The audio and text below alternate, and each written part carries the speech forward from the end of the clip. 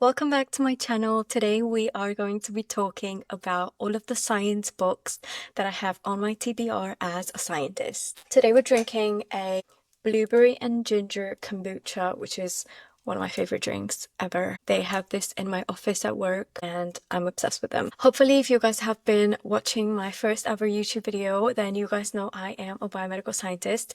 I studied biomedical science at uni and I became HCPC registered after graduation. And reading about science is something I've loved doing even before I went to uni. So I was not surprised the other week when I reorganized all the books in my house and I realized that I actually have a lot of science related books that I haven't been reading or I started and I didn't finish. Hopefully we're gonna read these this year. So I'm thinking of making a few reading vlogs where I share with you guys the learnings I'm taking from these books. Also, I'm filming with my second camera, so if you like the quality of this video better than the previous video I did, then do please let me know in the comments because I'll continue filming with this one. So I have all my books here, which I'm going to try and show you.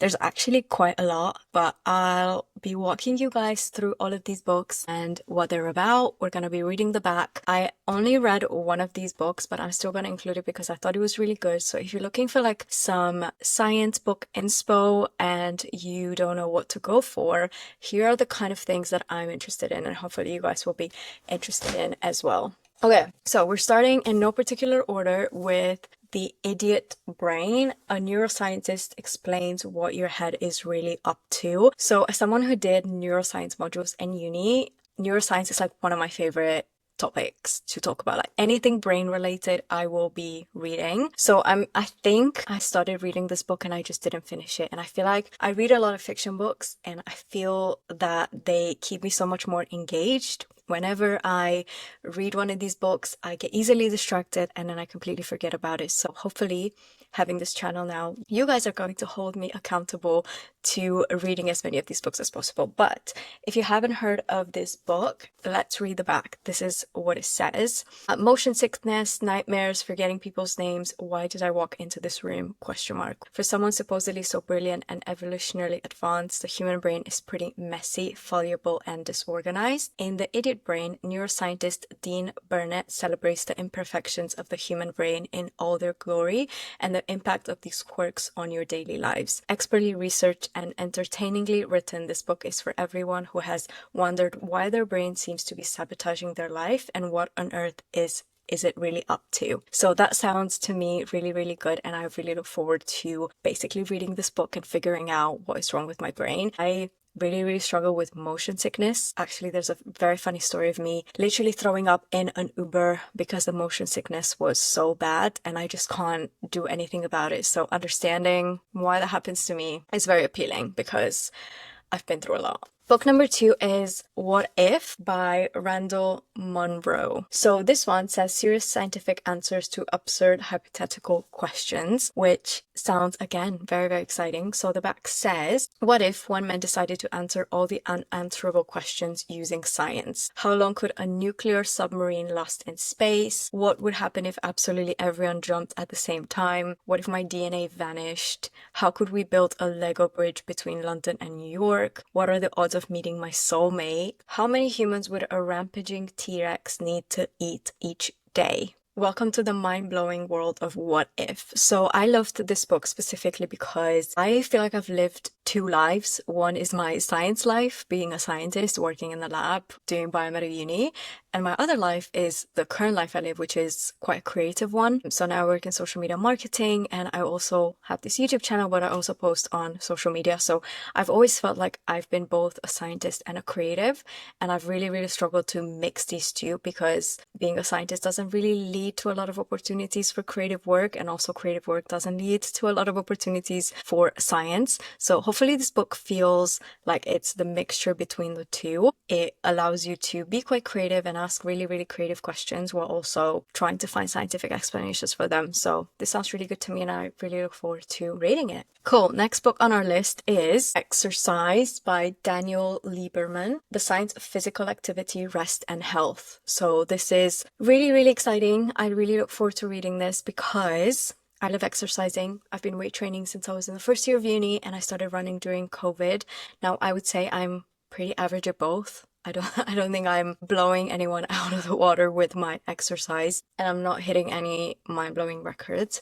But this is something that sounded really good to me because I'm interested in learning how to make my exercise more effective, and the back of this book does not have a summary. I love when a book is written by someone with a science background. So it says here, Daniel Lieberman is a professor of biological sciences and a professor at the Department of Human Evolutionary Biology at Harvard University. He's a leading figure in the field of human evolution and its relevance to health. He's renowned for his research on the revolution of running, which he also enjoys himself, sometimes barefoot, earning him the nickname the Barefoot Professor. So that's very, very exciting. So a few of these chapters actually sound really interesting. So we have Are We Born to Rest or Run? An activity, the importance of being lazy. Sitting, is it the new smoking? Oh, I feel like that sounds really, really interesting because there's been so much research lately around people sitting down, having office jobs, and how that impacts our health in the long run. So I really look forward to reading this one and learning and sharing with you guys the learnings about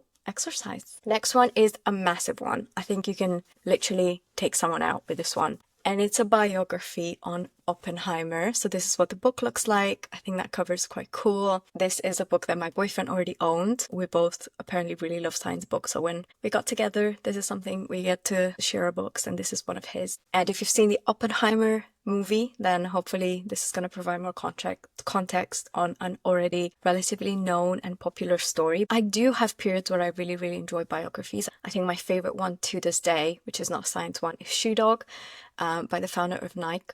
I've read that book twice and I still think about it on a daily basis. Hopefully, I feel like what's daunting about this is making my way through it because it's so chunky. How many pages? Okay, so this has 588 pages and then an epilogue as well, which is quite short. Okay, so hopefully we can make our way through this book as well this year. Next, we have another chunky one, which is Alan Turing, The Enigma, the book that inspired the film The Imitation Game. If you've gone to uni, then it was probably a building around your campus called Alan Turing or related to Alan Turing, because at my university there 100% was one. So the back says, Alan Turing was the mathematician who ciphered cracking. Oh my god, why can I not pronounce any of these words? I swear to god, I know how to read. Okay. Alan Turing was a mathematician whose cipher tracking transformed the Second World War, taken on by the British intelligence in 1938 as a shy young Cambridge don. He combined brilliant logic with a flair for engineering. In 1940s, his machines were breaking the enigma and ciphered message of Nazi Germany's Air Force. He then headed the penetration of the super secure U-boat communications. But his vision went far beyond his achievement. Before the war, he had invented the concept of the universal machine, and in 1945 he turned this into the first design for a digital computer. Turing's far-sighted plans for the digital era forged ahead into a vision for artificial intelligence. However, in 1952, his homosexuality rendered him a criminal, and he was subjected to humiliating treatment. In 1954, 41, Alan Turing took his own life. So the back of that is already so sad, but it sounds like a very interesting story. Okay, next book is The Simpsons and Their Mathematical Secrets by Simon Singh. So this looks very cool. So the back says, you may have watched hundreds of episodes of The Simpsons without ever realizing that they contain enough maths to form an entire university course. In The Simpsons and Their Mathematical Secrets, Simon Singh explains how a team of mathematically trained writers have smuggled math jokes into dozens of episodes, exploring everything from pi to Mersenne primes, from Euler's equation to the unsolved riddle of P versus NP, from perfect numbers to narcissistic numbers, and much more. So that sounds really interesting because I've watched a few episodes of The Simpsons. It wasn't something I was watching growing up, but the fact that there's been math jokes included in there that I might have never picked up on sounds actually really exciting, and this book is not that thick, so I feel like this would be quite an easy and quick read to get started with compared to one of these bad boys. Something else about me that I love so much is books about the universe or about like astrophysics, because it's just one of those things that I really, really struggle to understand. I feel like things like biology and chemistry come really, really easy to me, but when it comes to like physics or anything astrology related, as soon as you start talking to me about the universe, I find it so fascinating, but I really, really struggle to understand the science of it. So something I look when I go out to buy new books is books that explain these concepts simply. And I have three of the next ones, I guess, are three, this one and two other books are somewhat related. So if that's something you're interested in, if space is something that interests you, then hopefully you'll find these books quite interesting. So the next book is When We Cease to Understand the World. So, at breakneck pace and with wondrous detail, Benjamin uses the imaginative resources of fiction to break open the stories of great scientists and mathematicians who expanded our notions of the possible. As they grapple with the most profound questions of existence, these troubled men have strokes of unparalleled genius, alienate friends and lovers, descend into isolated states of madness. Some of their discoveries revolutionize our world for the better. Others pave the way to chaos and unimaginable suffering. For sometimes a discovery brings destruction. So this sounds really interesting to me. Let's have a look. And it's also quite a thin book. Again, let me have a look at the beginning. So this book actually only has a few chapters. So we have Prussian Blue, Schwarzschild, Singularity, The Heart of the Heart, When We Cease to Understand the World, and The Night Gardener. So it's actually only 188 pages, which is crazy because as a romantasy reader, most of the books I go through are like 500 plus pages. So this feels like I could literally probably finish this in a day if I put my mind to it. Next one is one I've already read, but I thought I would include it here because it was really good. It's definitely one I would have to reread because, like I said, anything astrophysics related goes in one ear and the other. But I do find it really, really interesting. And I do love this cover. It's so simple. So the next one is The End of Everything by Katie Mack. And it says here, Astrophysically Speaking. So this book is about how potentially our universe or our galaxy can end. So it basically explains a few of the available theories around when the world will end. So the chapters are Introduction to the Cosmos, Big Bang Now, Big Crunch, Heat Death, Big Rip, Vacuum Decay, Bounce, Future of the Future, and then the epilogue. So some of these, like the Big Crunch, the Heat Death, the Big Rip, they're all theories around how our universe will eventually come to an end, which sounds a bit scary, but the only thing I can say about this book is that these theories will potentially happen in like billions and billions of years. So the end of the world from an astrophysical point of view is not going to happen anytime soon. And the exploration of the ways the universe could end, it's so interesting and so fascinating to me. So I read this in about a few days. There were a few of these theories that I had to do some extra reading on because I was like, I don't understand what's going on. But the book, I feel, does a really good job at explaining things as simply as possible. So the book starts with, this is the first chapter, by the way. The question of how the world will end has been the subject of speculation and debate among poets and philosophers throughout history. Of course, now, thanks to the science, we know the answer. It's fire. Definitely fire. In about 5 billion years, the sun will swell to its red giant phase, engulf the orbit of the Mercury and perhaps Venus, and leave the Earth a charred, lifeless, magma-covered rock. When this sterile, smoldering remnant is likely fated to eventually spiral into the sun's outer layers and disperse its atoms in the churning atmosphere of the dying star. So fire, that's settled. Frost was right the first time. So Katie is a cosmologist. So that sounds very exciting. I look forward to actually rereading this book because I did enjoy it and it is very thin. So I love that. And then the next one is probably the one that I will require the most brain power to read because I have started this book before and I have stopped reading it because, again, it's physics related and physics just struggles to be grasped by my brain. So this is How to Teach Quantum Physics to Your Dog. Now, I wish I could say that I could teach quantum physics to my dog, but I don't have a dog, first of all. And second of all, I found the information in this book still really difficult to understand, which is ridiculous because the title implies that the information in here would be so easy. Like, you'd be able to explain it to your dog and he would understand it or she would understand it. Oh my God, what am I even saying?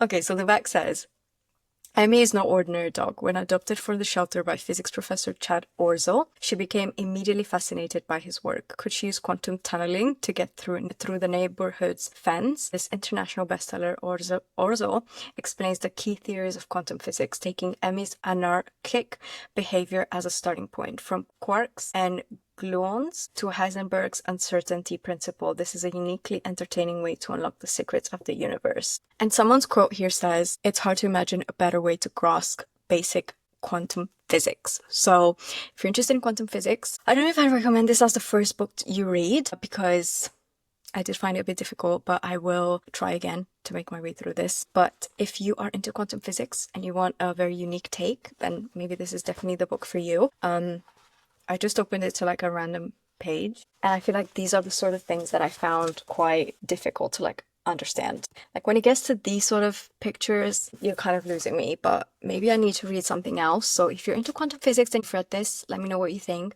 But also if you have another book that could be a bit easier to understand, then please do send any recommendations because I do find quantum physics quite fascinating.